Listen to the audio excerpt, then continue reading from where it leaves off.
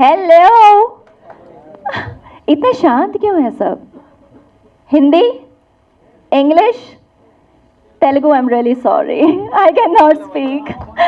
Well I think सबने English में बात कर ली, तेलुगु में बात कर ली. लेट्स टॉक इन हिंदी, चलेगा? First of all, thank you everyone and thank you Chandu sir especially making me a part of this film. It's a big deal for me and this is my first film in Telugu and I'm glad really. अभी तक मेरे goosebumps खड़े हुए हैं. मैंने ये teaser देखा ही नहीं था अभी तक. I just watched it. Actually मैं जब भी सेट पर आती थी, जो एक्सप्रेशन की बात कर रहे हैं कि चंदू सर के एक्सप्रेशन बेस्ट हैं, वो जब भी मैं आती थी तो ही used to be hello madam, hello madam, हाँ sir I am here sir, hello madam. मतलब उन्होंने कभी ऐसे देखा भी नहीं है मुझे. And he is so focused and one thing I have learn from him. मुझे पहले ऐसा लगता था कि पैशन ज़रूरी होता है आपको आगे बढ़ने के लिए, लेकिन अब मुझे लगता है कि पेन होना इम्पॉर्टेंट है. वो पेन इनके अंदर है और जो वो पेन है ना, आज वो आप सब देख पा रहे हैं कि ही स्ट्रगल्ड अ लॉट. जो मेहनत है, I saw him his journey. भूखे रहना, पूरा दिन पानी नहीं पीना, 24 आवर्स काम करना एंड मुझे नहीं लगता इतनी कैपेबिलिटी किसी में भी होती है. ऑल्दो आई टोल्ड हिम कि शायद मैं आपकी जगह होती तो मैं तो हॉस्पिटलाइज हो चुकी होती. Seriously thank you so much. And मुझे ऐसा लगता है कि जो भी एप्रिशिएशन है he deserve more. And thank you जिसने भी टीज़र देखा है एंड आई वांटेड कि हम सबको मिलकर इसको यू नो सुपर हिट करना है. एंड आई विश कि आप सब हम सबके साथ हों हमेशा. Thank you so much. Thank you everyone. Thank you sir and I am really sorry, मुझे सबके नाम याद नहीं रहते हैं. I am really sorry. Thank you team, thanks a lot because I am new here and मुझे सबने बहुत कुछ सिखाया है, बहुत हेल्प किया है सबने मुझे यहाँ पर. And thank you media and thank you everyone. Thank you so much. ఎగ్జాక్ట్గా 10 years బ్యాక్ నా గ్రాడ్యుయేషన్ అయిన తర్వాత స్టార్ట్ చేశాను కెరియర్. ఇది ఈ మేతో 10 years ఫినిష్ అయింది నాది. ఈ కెరియర్ చూస్ చేసుకొని నేను ఎలా వెళ్ళాలి. నా 3rd yearలో అనుకుంటా, బీటెక్ 3rd yearలో నా ఫ్రెండ్స్ అందరూ గేట్ జిఆర్ఈ ఏదేదో అప్లై చేస్తున్నారు. నేనేం చేయాలో నాకు తెలియదు. అప్పుడు మనసుకు నచ్చిన పనే చేద్దామని ఆ రోజు ఫిక్స్ అయ్యాను.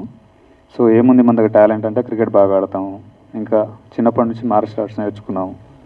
సో మార్షల్ ఆర్ట్స్ని పట్టుకొని ఎలా మనం వెళ్ళగలుగుతాం. Bruce Lee fantasy, Jackie Chan fantasy చాలా ఎక్కువ ఉండేది చిన్నప్పటి నుంచి.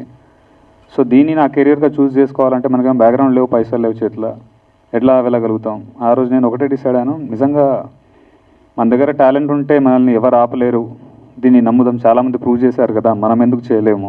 చిరంజీవి గారిని అయితేనేమి, రజనీకాంత్ గారు వారైతేనేమి, వచ్చిన ప్రతి ఒక్కరు ఏ బ్యాక్గ్రౌండ్ ఫినాన్షియల్ సపోర్ట్ లేకుండానే ఓన్లీ టాలెంట్తోనే కొట్టిన వాళ్ళు.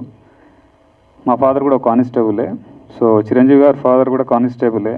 సో అలా నేను ఇన్స్పిరేషన్గా పెట్టుకున్నాను నేను ముందు. సో ఆయన చేయగలిగినప్పుడు ఆయనలో కొంచెమైనా ఒక 10% అయినా నేను చేయలేనా అని అనిపించింది. So that moment I have decided, okay ఎలా వెళ్దాం. కెరీర్ అయితే మనకు తెలియదు, ప్లాట్ఫామ్ తెలియదు. సో మార్షల్ ఆర్ట్స్ని బేస్ చేసుకొని బ్రూస్లీ గారి ఫైట్స్లో, జాకీ చాన్ ఫైట్స్లో మనకి జిమ్నాస్టిక్స్ అనేది చాలా ఎక్కువ ఇన్వాల్వ్మెంట్ ఉంటుంది వాళ్ళ మార్షల్ ఆర్ట్స్తో పాటు. So then I have decided, okay చలో ఠీకే మనం మార్షల్ ఆర్ట్స్తో పాటు జిమ్నాస్టిక్స్ నేర్చుకుందాం. జిమ్నాస్టిక్స్ సైడ్ వెళ్ళాం. దాని తర్వాత ఫైటర్ అవ్వాలా ఏమవ్వాలో తెలియదు, షార్ట్ ఫిల్మ్స్ చేస్తుండేవాడిని కంటిన్యూస్గా. అవి ఇమ్మెచ్యూర్ షార్ట్ ఫిల్మ్స్ అని ఇప్పుడు తెలిసాయి నాకు. Over the period of time తెలిసింది నాకు అది. దాని తర్వాత అన్నపూర్ణ ఫిల్మ్ స్కూల్లో ఐ హావ్ డన్ డిఎఫ్టీ. దాని తర్వాత ఫైనల్గా డ్యూరింగ్ ద సర్టిఫికేషన్ టైమ్ ఒక జానీ 2 అని ఒక షార్ట్ ఫిల్మ్ చేశాను నేను. అప్పుడు మా ఫ్రెండ్స్ వీళ్ళందరూ యాక్టింగ్ కూడా బాగా చేస్తున్నావు కదా, స్టంట్ కొరియోగ్రాఫ్. ఇప్పుడు దీంట్లో ఎన్ని క్రాఫ్ట్స్ అయితే నేను హ్యాండిల్ చేశానో ఎగ్జాక్ట్గా 2015లో ఆ షార్ట్ ఫిల్మ్లో అన్ని క్రాఫ్ట్స్ నేను హ్యాండిల్ చేశాను. At that moment I have decided, okay చేయొచ్చు అన్నమాట ఇది. కాకపోతే చాలా ప్రెషర్ ఉంటుంది, ఎందుకంటే పైసలు లేవు కాబట్టి మనమే చేయాల్సి వస్తుంది కొన్నిసార్లు. So in that way I have decided దాని తర్వాత నేను యాక్టింగ్ నేర్చుకుందామని చెప్పేసి మా గురుగారు సతీష్ సార్ దగ్గర థియేటర్ ఆర్ట్స్ నేర్చుకున్నాను నేను. దాని మెయిన్ పిల్లర్ దాని వెనకాల ఉన్నది మామిడి హరికృష్ణ అన్న. Sorry sir. సో అక్కడ నేను ఆల్మోస్ట్ లైక్ 1 year మేము ట్రైన్ అయ్యాము అక్కడ. అప్పటి నుంచి మళ్ళీ మధ్యలో ఒక లీన్ పీరియడ్ వచ్చింది. ఏం చేయాలో తెలీదు. చాలామంది నా షార్ట్ ఫిల్మ్ చూసిన వాళ్ళు కానీ నాతో ట్రావెల్ అయిన వాళ్ళు ఫిల్మ్ చేద్దాం అని చెప్పి హోల్డ్లో పెట్టి దాని తర్వాత టైం డిలే అవుతుంది తప్పించి వాళ్ళు ముందుకు వెళ్ళట్లేరు, నన్ను వెళ్ళనియట్లేరు. చేతిలో రూపాయి లేదు.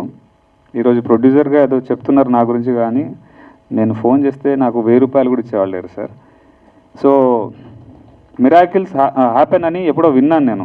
నిజంగా మనం బలంగా కొన్ని అనుకుంటే అవుతుందా లేదా ట్రై చేద్దాం బలంగా అనుకొని. ఎంత బలంగా అనుకుందామంటే చేతిలో రూపాయి లేకుండా స్టార్ట్ చేసిన ప్రాజెక్ట్ ఇది. 1 రూపాయి కూడా లేదు నా దగ్గర. ఒడ్డున నించొని అది ఈదగలుగుతామా లేదా అని డౌట్ పడడం కంటే ముందు దూకేద్దాం, ఏడికైతే ఆడికైంది తర్వాత చూసుకుందాం అన్నట్టు అంత బ్లైండ్గా దూకాను. But I have calculative risk తీసుకున్నాను దాంట్లో. ఫస్ట్ ఆఫ్ ఆల్ ఒక 1 lakh అరేంజ్ చేసుకున్నాను. దాంతో ఒక టీజర్ కట్ చేద్దాం. ఈ టీజర్ని కనుక బాగా ప్రొజెక్ట్ చేయగలిగితే ఇట్ విల్ అంటే మనకి ఎవరైనా ముందుకు రావచ్చు ప్రొడ్యూసర్స్ అనే పాయింట్ ఆఫ్ వ్యూలో స్టార్ట్ అయింది ఇది. బట్ లేటర్ ఆన్ అది కాస్త మా ఫ్రెండ్స్ అందరు విని టీజర్ ఎందుకు దీన్ని సినిమా చేసేయని అన్నారు. టీజర్కే పైసలు లేవరా నాయన అంటే సినిమా అడిగలు చేస్తాం మనం అని. దెన్ చలో ఠీకే అన్నట్టు ఆల్మోస్ట్ లైక్ 2018-19 ఆ టైంలో స్టోరీ డిస్కషన్స్ అవన్నీ చేస్తున్నాము. ఒక మంచి కథలాగా డెవలప్ అయింది. టీజర్ కంటే కథలానే బాగా డెవలప్ అయింది అది. నా ఫ్రెండ్స్ అశోక్, కృష్ణ వీళ్ళందరూ మా Annapurna film school batchmates and they supported me a lot in this. ఎవరు లేకపోయినా కానీ వాళ్ళు నా వెనకాల ఎప్పుడు ఉన్నారు. ఆ టైంలో ఇంకా సరే ఒక 10 లక్షలు పెట్టుకొని స్టార్ట్ చేద్దాం అనుకొని చేతిలో 10 లక్షలే ఉంది సార్. 10 లక్షలతోనే స్టార్ట్ చేశాను సినిమా. 2 days షూట్ చేశాను. ఫస్ట్ డే ఫస్ట్ షాట్ ఈ కాల్ ఫింగర్ ఒకటి బ్రేక్ అయింది. ఆల్మోస్ట్ లైక్ 6 months హోల్డ్లో పెట్టాను. యాక్చువల్గా అందరికీ మా కోడైటర్ గారు కూడా వీళ్ళెవరికి తెలియని రీజన్ ఏంటంటే నాకు ఇంజురీ అయింది కాబట్టి మనోడు బ్రేక్ ఇచ్చాడు అనుకున్నారు. బట్ పైసలు అయిపోయినాయి. ఇప్పుడు అందరి ముందు చెప్తున్నాను, పైసలు లేవు నా దగ్గర. చూద్దామని చెప్పి నేను ఎక్కడ ఎవరి దగ్గర అసిస్టెంట్గా పనిచేయలేదండి. బట్ ఈ 10 years ప్రాసెస్లో టిల్ డే 10 years ప్రాసెస్లో I have done DFT direction course చేసుకున్నాను, ఎడిటింగ్ నేర్చుకున్నాను, స్టంట్ కొరియోగ్రఫీ మీద కంప్లీట్ గ్రిప్ తెచ్చుకున్నాను. సో ఎవరి దగ్గర చేయలేదు అనకుండా ఒక 100 సినిమాలకి అనుభవం ఎంతైతే రావాలో నేను అండర్ కరెంట్లోనే అది నేర్చుకున్నాను నేను. సో అన్నీ నేనే చేయడానికి ఏదో నా పేర్లే అన్నీ ఉండాలన్నది కాదు దాని వెనకాల రీజన్. పైసలు లేవు అంతే. సో పోస్ట్ ప్రొడక్షన్ అయిన తర్వాత కూడా ఎడిటింగ్ కోసం బయట వాళ్ళని కలుస్తుంటే 5 లక్షలు 6 లక్షలు అన్నారు. మన దగ్గర పైసలు లేవు. సరే షార్ట్ ఫిల్మ్ అప్పుడు ఎడిటింగ్ చేసుకున్నాం కదా, చలో ఠీకే మనమే చేసుకుందాం అన్న పాయింట్ ఆఫ్ వ్యూలో ఎడిటింగ్ స్టార్ట్ అయింది. స్టంట్ కొరియోగ్రఫీ కూడా ఫైట్ మాస్టర్లను పిలిపించి నేను సార్ ఇది సీక్వెన్స్ అనుకుంటే ఇది కాదు సార్ దీన్ని ఇంకా ఎలా చేద్దామని చెప్పి ఆయన ఒక బడ్జెట్ ఇస్తే నాకు దిమ్మ తిరిగిపోయింది. సో మనమే చేద్దాం, పైసలు లేవు.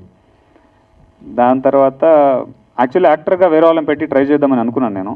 తిరిగాను కూడా కొంతమంది. But the kind of flexibility whatever the martial artist should have అది దొరకదు అని నాకు అర్థమైంది చాలామంది దగ్గర తిరిగిన తర్వాత. ఆ ఫ్లెక్సిబిలిటీ, ఆ రిస్క్ టేకింగ్ కానీ వాట్ ఎవర్ ఇట్ ఈస్ అది దొరకదని అర్థమైనప్పుడు చలో మనం ఎలాగో జానీ షార్ట్ ఫిల్మ్లో చేసినాం కదా మనం దీన్ని కూడా వేసుకుందాం భుజాల మీద అన్నట్టు అనుకొని అది కూడా చేయడం జరిగింది. సో ఇది క్లారిఫై ఎందుకు ఇస్తున్నానంటే అన్ని వీడియో చేసిన నేను కూడా ఫీల్డ్లో ఉన్నా కాబట్టి తెలుసు అన్ని వీడియో చేస్తే వీడికి ఎక్కువ పేరు వస్తుంది అన్న పాయింట్ ఆఫ్ వ్యూలో చాలామంది అలా ప్రొజెక్ట్ చేసుకుంటారు.